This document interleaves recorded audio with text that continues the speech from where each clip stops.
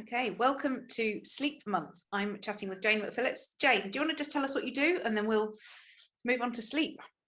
Yeah, great. Well, thank you for letting me talk about sleep because it's such a massive, important topic.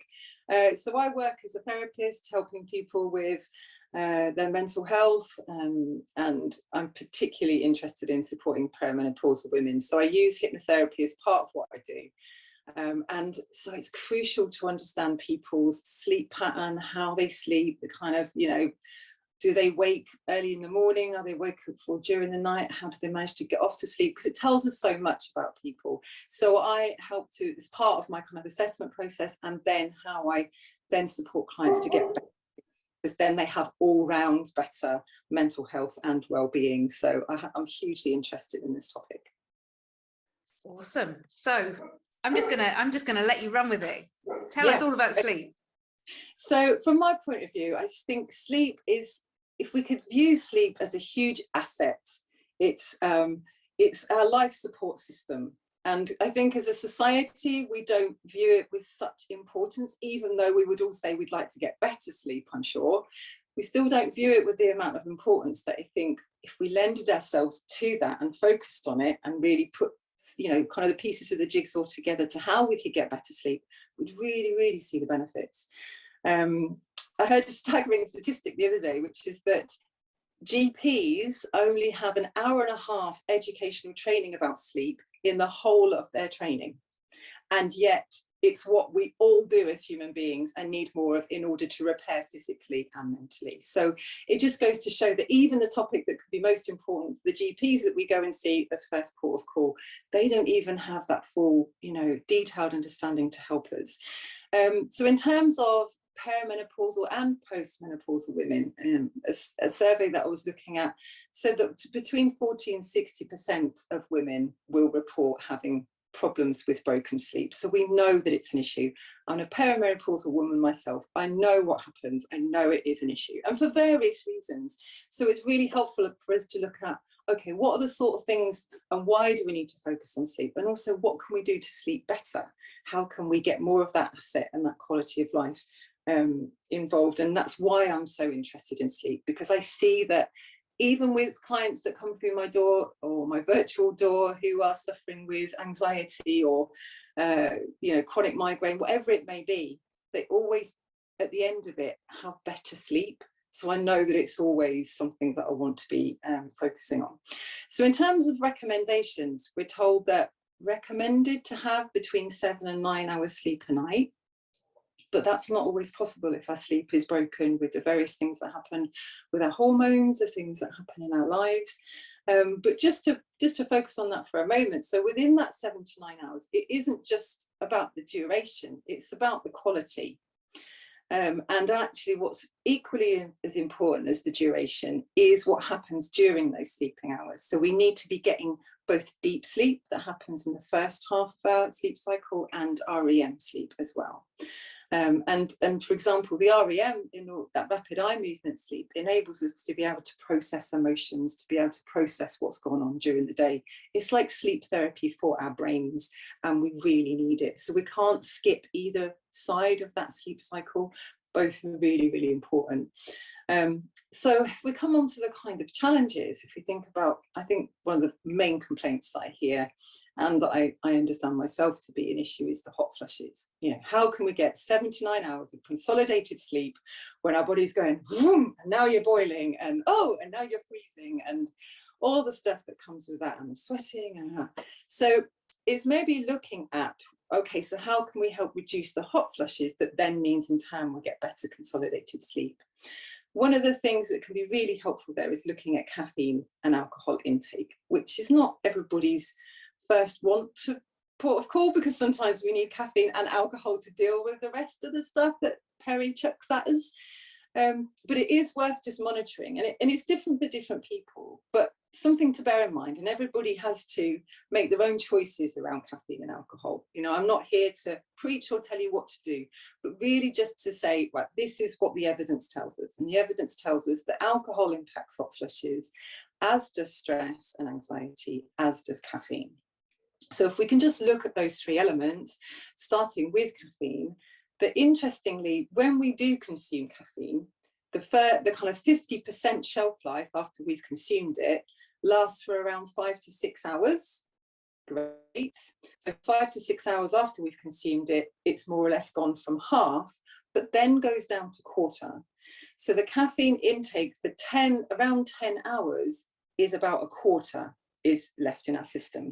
So if we have a cup of tea, coffee, whatever at midday, that's the equivalent of 10 p.m. at night still having a quarter of a shot of caffeine, which is the point at which when most of us are thinking about settling down to sleep. So it's just thinking about that timing, that actually if maybe shifting the caffeine intake to earlier to the day means those full 10-hour stretches have passed through our system, they're more likely to allow our bodies to rest. And also it can impact on how the quality of our sleep. Quite often it's quite a lighter sleep because of the caffeine. So it's just thinking about those things that we're consuming. Similarly, alcohol does have an impact on hot flushes and also the quality of our sleep.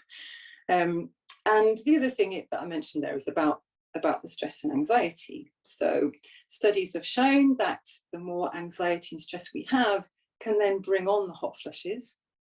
And also when we have the hot flush can then have an onset of anxiety following the hot flush. So it's almost like, I don't know if you know that experience, Emily, you're kind of nodding as though maybe you do, that when the hot flush comes, it's almost like a rush of something in your body. The heart rate increases often. So what a secondary thing that can happen is that then that causes a further panic or rush of adrenaline. So it's helping to catch that can be really helpful, so that, yeah, if we're going to get hot flushes, fair enough, that's going to happen for one reason or another. But rather than the hot flush then meaning, oh, and now I'm triggered into a sense of panic or anxiety, to try and reduce those two things being connected. And some things that can be really useful for that is using various breath techniques, working with a trained hypnotherapist to work through actually how can I do self-hypnosis in those times, even having a recorded track that you put on at that moment if actually that's too difficult to handle for yourself. I find that hugely helpful and my clients find that hugely helpful. So it's finding those things that mean in those wakeful periods what then allows us to go back to sleep. And that then brings on to another thing that's really important, which is about light. So our light intake. So thinking about what helps benefit our sleep is when we get sunlight into our eyeballs. So if we get sunlight into our eyeballs first thing in the morning when the sun is low, then it's going to be giving us that impulse shot of cortisol that we need, that wakes us up in the morning and helps us feel alert. But it also really importantly sets our circadian rhythm and our body clock. So if we can get early morning sunlight, and it's actually better outside than through a window because it's reduced 50% through a window, even if it's cloudy, just go out for a bit, and that can help set that body clock, that even though it feels like, why am I doing this first thing in the morning to help me at the end of the night, it's about resetting that and helping that body clock set. But then the other end of the night, it's knowing that scientific studies show that between 11 p.m. and 4 a.m, if we have artificial light between those hours, then we are telling our brain that we want to be awake. So it's starting those cortisol pumps again of going, oh, alert. So as tempting as it is to pick up the phone and distract ourselves when we can't get back to sleep, and I know it myself, that's really hard, it is about training those other more helpful habits of what can I do now I'm awake? What are the processes that help me back to sleep? Because it is possible. But again, it just takes a bit of retraining and aware that, okay, that artificial light is going to give my brain the wrong signals right now, even though another part of my brain says I'm bored and can't sleep. So it's which part we want to listen to more. And that conscious part is helpful for us to listen to at that point. What can we do more of? The other thing to note about sleep and how important we need to focus on it is about weight gain. Because not all of us are worried about weight gain, but just highlighting that with better sleep, we can have more healthier weight for us that suits us better. Because when we are sleep deprived, we are hungrier. And again, science backs us up with that those hunger hormones, the leptin and the ghrelin that tell us either we're satiated or we're hungry, operate in the opposite to how they should do if we're sleep deprived. So again, the messages from our stomach to our brain are, need to eat more. even though we don't necessarily need to eat more, but the sleep deprivation is kicking in.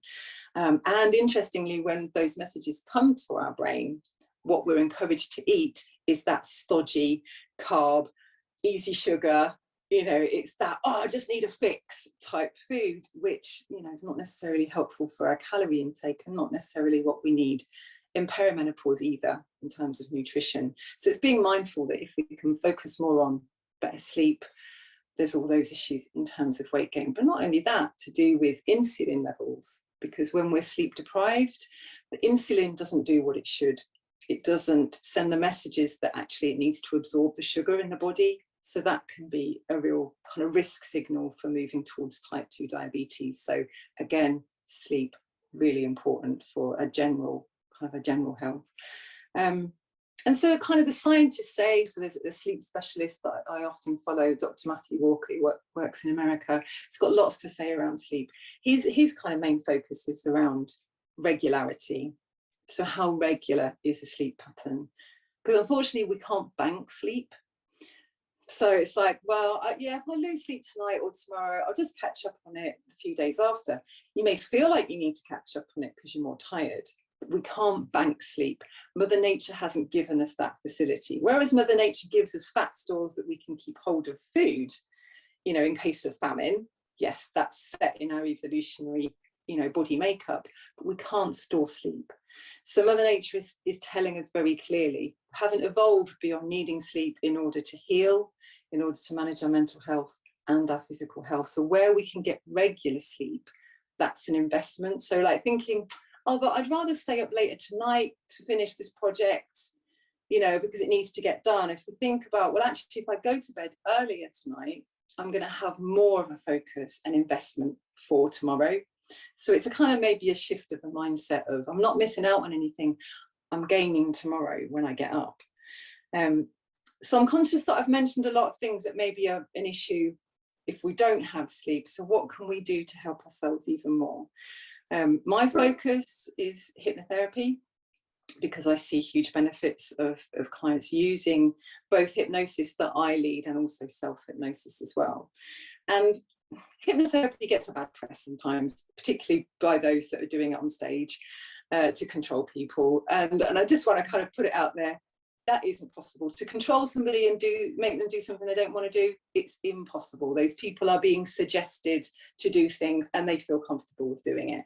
But actually in a clinical setting, hypnosis can be hugely beneficial because it gives a really intense focus during and control during that trance period, so that then you can focus on the things that you want more of and help to calm all that negative chatter in our brain, that particularly as perimenopausal women, we've got a lot of that negative self-talk because anxiety is very present. So where we can reduce anxiety and actually get more of that thinking intellectual brain running the show, the more that we can make healthier choices, we can have more healthy, positive habits happening for ourselves. And hugely important for perimenopausal women is to focus on self-care.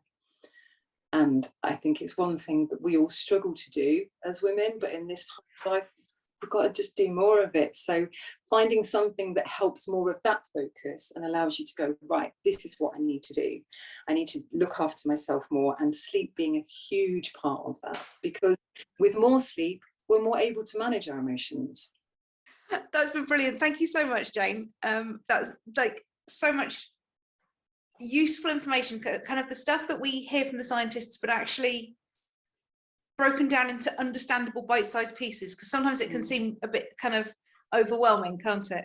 It can. And I do just want to finish with, I'm conscious that I've given a lot of information, but something that can be really helpful as a first small step is to think what you already do, what people already do, rather than going, oh my God, I've got to do all these things to make it better.